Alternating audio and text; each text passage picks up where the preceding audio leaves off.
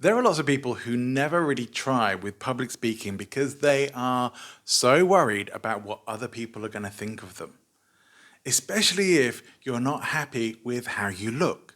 If you're worried about your appearance, it can be a huge block to getting yourself up on a stage in front of other people where you know you are going to be judged. My hope for you is that by the end of this short video, we'll be able to blow out all of those excuses or reasons that are blocking you from getting up onto a platform or putting yourself out there on video or whatever it is, and that instead, that you'll at least feel a bit more confident to be able to move forward. My name is John Ball, and I help professional speakers go from competent to captivating.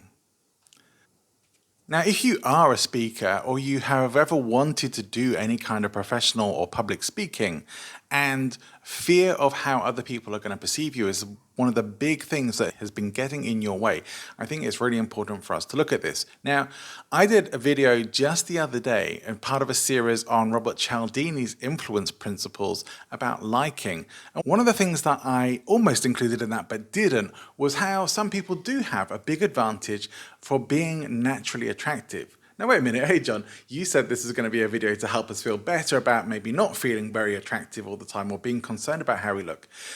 I think we just have to accept the fact that there is a big advantage for people who are conventionally attractive, or maybe more than conventionally attractive, or even unconventionally attractive. But if we see generally people as being attractive, it does give them a huge advantage. But that advantage is only initial, in my opinion. Now, if you're actually looking at the screen on video, you can see I'm not one of the beautiful people. I'm a very ordinary looking guy. Some people think I'm okay looking, some people don't, and that's absolutely fine. Everyone has their own opinions. I'm okay with how I look. Working on improving my health, but there are still things I'm not happy about. Not happy about my weight particularly. I'm not happy about how great everything looks on my hair, in my hair and beard. I'm learning to live with that. I'm not going to do anything about that. But those are not things that are going to stop me getting up on stage. Now for me, one of the reasons why those things won't stop me getting up onto a stage or being visible like this in a video is because I don't feel like those things should hold me back. For me, the message is more important than how I look. Being of service to the people who I want to and can help is more important to me than being concerned about my excess chin or belly or grey hair or whatever else, wrinkles and all the other stuff that goes with it. We are all human. Nobody is so perfect that they don't have to worry about any of this stuff. Now, in my estimation, even people who are well known for being particularly attractive still have insecurities about how they look, still have to deal with aging the same as the rest of us, still have body imperfections that they would like to sort out. They may just have a more initial advantage than the rest of us. But as I said, I feel that that advantage is purely initial, first impression kind of advantage. According to Cialdini particularly, we do have a tendency to attribute good qualities to attractive people. It's just a natural predisposition that we all have, but it's not necessarily true. And I'll say this as well. In my experience, and hopefully in yours as well, you found that you may meet someone in your life who you don't feel is the most attractive person, but over time, they have become more attractive as you've gotten to know them.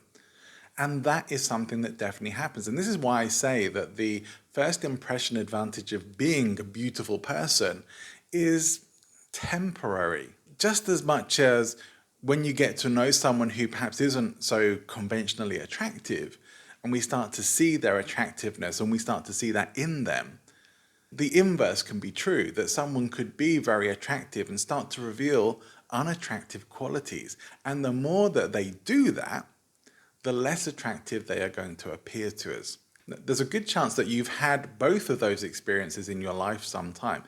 And so the same is true for us. It's a strange old world, I know, and stupidly superficial. And yet there is a lot we can do, even if we don't think we're particularly attractive. You may be thinking that you are not the most attractive person on earth, and fine, I can relate to that. I've had those thoughts and feelings. But there's still a lot you can do. And you can take a bit of effort over your appearance. We don't have to put glue over our whole body and roll ourselves in glitter. We really just need to take a little bit of care over our appearance and dress as nicely as we can and show up with a smile and be friendly and warm to people. Those things make an incredibly good first impression. And sure, if you're overweight, some people are going to look at you and think that you're fat, and that might be the first thing they think about you. We know that's how people's minds work, but it is just that first impression, and people very soon move on from that. What they will remember more and keep in their mind is if you are a friendly person, if you are warm, if you seem confident, if you seem competent. These are the things that will matter far more in the long run than how you look or seem initially. So if your concern is being judged by people on stage for how you look, or maybe for the sound of your voice. I remember working with a client last year. She had a beautiful accent from the south of the US, and she was a little embarrassed about it, ashamed about it, because of the associations often with that sort of southern drawl of not being that intelligent. She said, should I change that? And I said, absolutely not. It's part of who you are, and it's a beautiful thing. Just because there are associations that other people have that may be negative with that, it doesn't mean that you should buy into that and feel embarrassed or ashamed. Own it. Sell it as part of your charm, and forget the associations with people thinking you're stupid. It really only ever means people might underestimate you, but that also gives you the opportunity to potentially make a bigger impact with them. And I would focus far more on that. It's almost like a sneak attack. You're going to show them how amazing you are because they're thinking less of you because of how you look or how you sound. I hope that these things alone that we've talked about today at least start to make the table of belief a little bit wobblier. Like we perhaps pulled one of the legs off the beliefs that you might have about how you look or how you sound being something that should stop you or prevent you from speaking in public.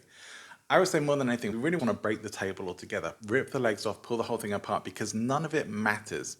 How you look, how you sound is just part of you and something to own. And I know that when we hear ourselves back and when we see ourselves on video, it can make us want to change things. It can make us want to change things, and we might be a little bit embarrassed about it, or we might not like how we sound or how we look. We can do some work on it to improve our voice, our confidence, our sound. But far better to sound naturally you and to look naturally you and to keep making those improvements over time than to wait until you're perfect before you even start, because you're never going to get there. None of us are. No one. Anyone who waits until things are perfect or until they look or sound perfect before getting started is going to have their life pass them by without anything really happening. And I don't want that for you, and I hope you don't want that for you as well. And certainly if you have a message that you want to help people with, a story that you want to share, a purpose for making a difference, for speaking, for presenting, for training, workshop leading, whatever it might be that you want to do, if that is something that matters to you, this is where you need to get out of your own way, move that out of your way, climb over the obstacle, move around it, get over it however you need to. And for me, I would say getting over it just came from repetition. Listening to myself over and over again on podcast episodes. I just got used to how my voice sounds externally to myself rather than internally, which is definitely different. We hear our internal voice with more resonance. We hear ourselves a little differently. You probably think our voices are deeper than they are. Then you hear it back and think, oh, maybe it wasn't. Is that what I sound like? Is that really me? And it can be horrifying sometimes, I know. Or you see yourself on camera and you look different to how perhaps you see yourself in the mirror in the morning when you're getting ready to leave the house, or in the gym. We see ourselves a little different. We can look a little different in camera, on video, than we tend to see ourselves through our own eyes in the mirror. And none of that's a problem. And here's the other thing with this. Other people's judgments of you are none of your business. Absolutely none of your business, even if they tell you. I've had people walk up to me in the street and tell me I'm ugly or tell me I'm fat and call me names. And yeah, I don't like that. I haven't enjoyed those experiences, but it hasn't stopped me. And this has been random strangers, not people who've seen me speaking. I've never had anything like that happen at an event, other than maybe a little bit of supposed feedback in a Toastmasters club one time about how I would be more convincing if I was slimmer.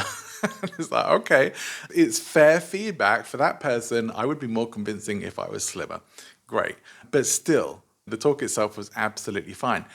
That stuff's going to happen, but so what? People are going to talk, let them talk.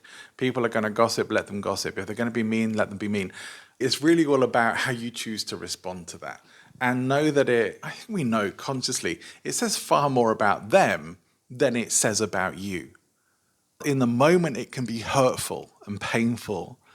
When we have time to rationalize and get a little distance from the hurtful comments or feedback or the feelings of judgment from other people, we can forget about it. We can move on from it. We can get past it, because the value, the benefits of taking action and doing these things far outweigh the value and benefits of keeping yourself small because of what other people might think of you.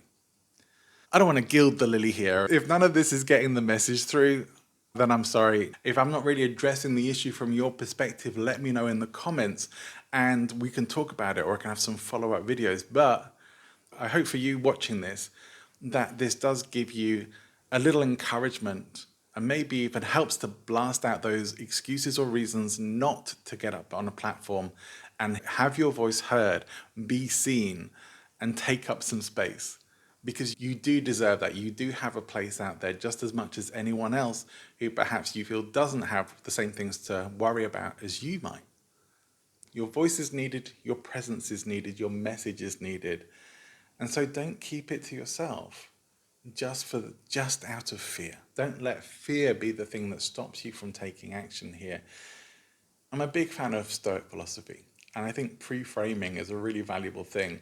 And if you can decide now that even if negative criticism comes, even if people are mean and unfair, rude, offensive, that you're going to be okay about it. It's like, yeah, let them be idiots, let them be mean, let them be horrible people, let them show themselves up, because most people are not like that.